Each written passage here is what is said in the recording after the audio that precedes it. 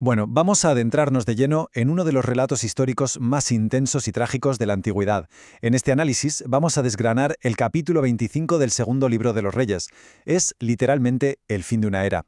Hablamos de un relato crudo sobre el asedio del rey Nabucodonosor, el hambre extrema en Jerusalén, la destrucción sistemática del mismísimo templo de Jehová y el exilio de todo un pueblo. Pero ojo, porque entre tanta oscuridad, al final encontraremos una chispa de esperanza con la inesperada liberación de Joaquín en Babilonia. Es una historia fascinante, así que vamos a ello.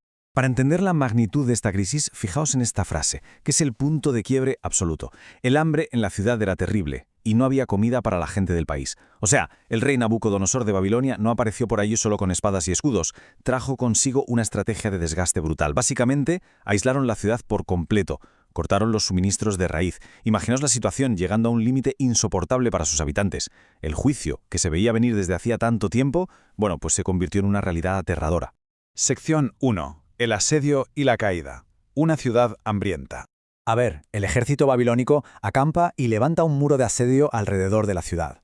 Y ojo, porque esto no fue cosa de 2 días. Si miramos la cronología, el asedio empieza en el 9º año del rey Sedequías y pasa más de 1 año y medio hasta que el hambre llega a ese pico insostenible que decíamos en el 4º mes del 11º año.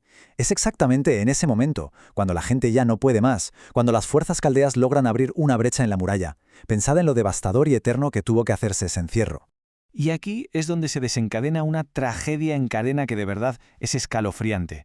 El rey Sedequías ve la brecha e intenta huir a la desesperada en mitad de la noche con sus soldados. Pero claro, el plan fracasa estrepitosamente. Los caldeos lo persiguen y lo cazan en las llanuras de Jericó.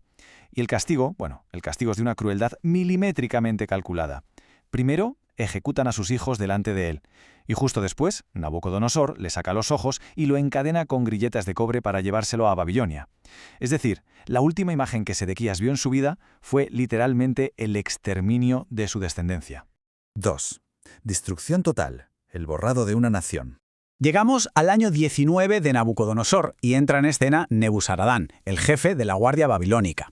Este hombre no venía a ganar una batalla, venía a desmantelar la ciudad piedra a piedra. Y fue espantosamente eficiente. Quemó la casa de Jehová, quemó el palacio del rey y todas las casas de los nobles.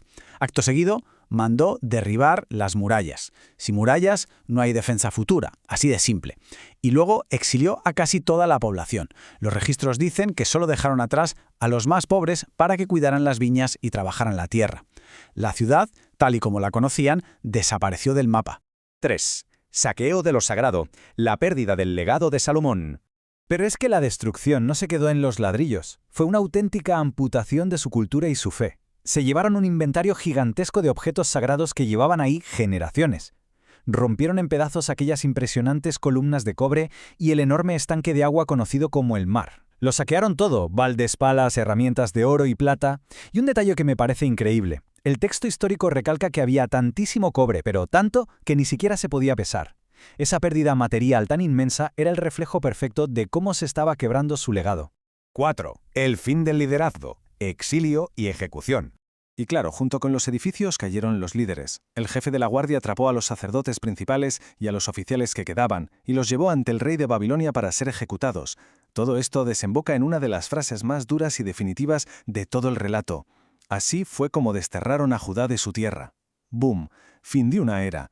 Es el resultado directo de años de liderazgo nefasto y malas decisiones, un juicio que vació el país y arrancó a su gente de raíz. 5. Una paz frágil, la caída de Gedalías. Y bueno, justo cuando piensas que ya han tocado fondo, la cosa empeora. El rey de Babilonia nombra a un gobernador llamado Gedalías. El hombre intenta poner un poco de orden y promete seguridad a los comandantes que andaban dispersos, pero la desconfianza era total. Un individuo de sangre real, Ismael, ataca y asesina a Gedalías. Y esto lógicamente desata el pánico más absoluto. Los que quedaban, aterrorizados por las represalias de Babilonia, salen huyendo en masa hacia Egipto. Es una ironía histórica tremenda y oscurísima, ¿verdad? Vuelven corriendo muertos de miedo exactamente al mismo lugar del que habían sido liberados siglos atrás. Llegados a este punto, con Jerusalén convertida en cenizas, el templo destruido, la gente exiliada y los pocos sobrevivientes escondidos en Egipto, hay que hacerse la gran pregunta. ¿Es este el fin definitivo del linaje real de David? Porque toda la historia de este pueblo se sostenía sobre la promesa hecha a esa línea real. ¿Quedó esa promesa sepultada bajo los escombros de Nabucodonosor? 6. Un rayo de esperanza. El ascenso en Babilonia. Pues para responder a eso, el texto nos da un salto espectacular. Dejamos las ruinas de Judá y nos transportamos al mismísimo corazón del imperio babilónico. Y fijaos en este número, 37. Es el año 37 del destierro, ha llovido mucho desde el asedio.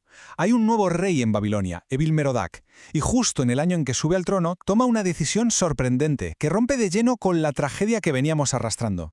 Vamos a comparar esto porque el contraste es brutal. Por un lado, recordad a Sedequías, ciego, encadenado, con sus hijos asesinados, muriendo en un cautiverio espantoso. Y por otro, tenemos al rey Joaquín, el monarca anterior, que también estaba exiliado. Pues resulta que Evil-Merodach saca a Joaquín de la cárcel. Le quita la ropa de prisionero, le da un asiento de honor por encima de los demás reyes cautivos y lo invita a comer en su mesa todos los días por el resto de su vida. Es un trato de muchísimo honor y una restitución totalmente pacífica. Entonces, ¿qué sacamos en claro de todo este análisis? Primero, que el juicio se cumplió a rajatabla. Las malas decisiones llevaron a la pérdida total del templo y la nación. Pero, y esto es clave, el linaje de David no se extinguió. Sobrevivió al asedio, al fuego y al destierro. Esa pequeña puerta que se abre con Joaquín nos demuestra que la historia no estaba clausurada definitivamente. Y así llegamos al final. Resulta fascinante, ¿no? Este relato histórico tan desgarrador se niega a cerrar bajando el telón con desesperación absoluta. Termina con un hombre que pasa de una celda oscura a compartir el pan en la mesa del rey de Babilonia. Es una conclusión magistral que te deja pensando. Queda clarísimo que, de la ruina más absoluta, se puede salvar un pequeño hilo del que tejer un nuevo comienzo. Un final trágico para una era, sí, pero ¿qué papel jugará esa semilla sobreviviente en los siglos que están por venir? Esa es una incógnita que os dejo para que la penséis.